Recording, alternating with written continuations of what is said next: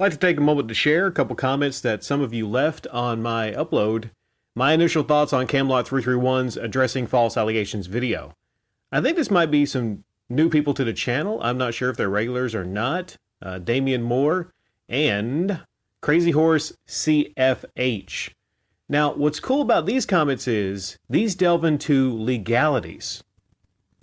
Damian Moore says, well, his bullshit claims, Camelot331, his bullshit claims that his lawyers advised him to sue those for defaming him so he can get paid.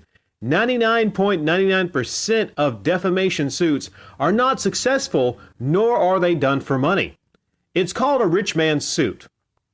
It will easily cost you $30,000 to $50,000 to litigate, and that's someone in your home state. So either he's lying, which is definitely a possibility knowing him, or the lawyers are getting $20K upfront and scamming him, or he's trying to scare someone to apologize. Either way, unless you got cash or the defendant has cash and you can prove damages, the attorney will tell you too fucking bad. Next, to win a suit before money, you have to prove the person knowingly said something untrue with the intent of defaming you. Yes, a person is free to repeat a rumor and they are free of liability if they think it's true, no matter how shady and piss poor the source is. He's also considered a public figure, so people are allowed to pretty much say what they want. Finally, defamation suits don't allow punitive damages as your reputation can't be valued, especially his. You have to prove actual damages, and those damages were the direct result of the defamation. You can't just say that you lost YouTube subscribers, which he did not. Literally, a government contract or business plummets, and there's no justification aside from the defamation or customers admitting that they quit doing business unless because of defamation. Either way, no attorney advised this. Next up, we got Crazy Horse CFH, who is a paralegal. Lawyers are known to say you have a shot of winning something when you don't. If you lose, they still get paid, and times are rough. Internet slander is nearly a lost cause. He would have to show the damages to his reputation, and then he would have to show that the person knowingly lied with the intent to defame. And that's if you can find the person to issue a summons, in which they can entirely ignore. They'd of course lose the lawsuit, but worse that can really happen is a bill goes to their credit. Highly doubtful the judge will issue a wage garment right there, and the odds of writ of attachment, well, they're so low it won't happen.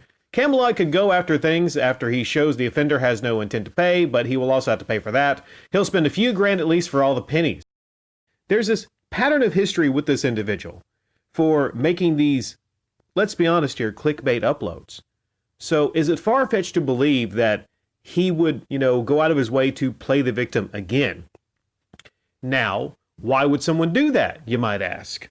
Playing the victim? Sympathy? More subscribers? Maybe it's a shot at maybe getting a big story out there. Remember when Wood Hawker made a big deal that he was removed from the Nintendo program and that he went up to 1 million subscribers from playing the victim? Maybe Camelot331, took a page out of Wood's book. But someone else, and I can't find their comment, actually pointed me, and Shinra, you saw this, a couple of people saw this. They pointed me to, I wish it was on this same upload. Is it? Damn it. I don't know if I can find it right now. This comment's from Brian, and I'm only going to share the first part of this long comment. Brian says, this is just a play for him to get money from super chat donations. The night he made this announcement in a live stream, he walked away with close to $3,000 in super chat donations. He knows how to work his audience. He did this early in the year when someone filed a defamation allegation against him. He made bank on the super chats. Turned out the case never went to court, but he neglected to tell the community because people kept donating because they thought he was facing big legal expenses. At the end of the day, he knows he will make a lot of money in super chat donations, his primary source of income, than the $1,500 he might pay a lawyer to file some documents. In the live stream, when he announced this, he said flat out he didn't expect the lawsuit to go anywhere or result in anything significant.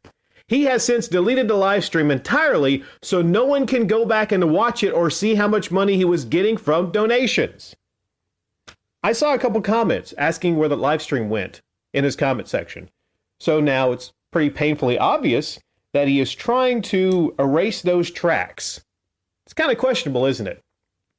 So if he was actually getting that much money in super chat donations and you say it's his primary source of income, doggone it. I love eBay, doggone it. Then it would be monetarily beneficial for him to play a victim and to continue playing a victim. All these dang death threats, doggone it. We're going to have an upload. We're going to laugh about them, but they hurt me so much inside. But we're also going to laugh about them. You know, one thing I noticed in those first 3 minutes, it seemed like he was doing every single thing possible to act serious, to not crack a smile. You know, who wins is what I'm looking at here. Who wins in something like this? I don't think his channel was hurt. I don't think his community was hurt. I think he actually probably gained some subscribers by playing the victim. And I think obviously he gained several thousands of dollars in a live stream by playing the victim. Later on in your comment, Brian, you talked about how he mentioned he was sick and the super chat donations started rolling in because he mentioned he was sick. This seems to be a professional at playing the victim. The fact of the matter is this: sympathy donations are a thing, especially during the holidays. How many YouTubers do we see live stream during the holidays that get more donations than usual? Or maybe they have sad stories during the holidays and then they get donations. Okay? It takes a level of pride and it takes a level of actual human fucking decency to not live stream and get donations while telling your sad stories. You can't tell me he doesn't notice in the live streams that he's getting more donations because he's playing a victim. Or in the case of another YouTuber that live streams, you can't tell me they don't know that they get donations when they play a victim. Oh, somebody is criticizing me. Cha-ching, cha-ching. There's an industry built on playing the victim and getting money from playing the victim. And I think this is more or less a case of that. Whether or not he's being truthful, I think that's beside the point here. If you're saying he's live streaming and he got $3,000 during admitting that, then he is benefiting financially from that false accusation.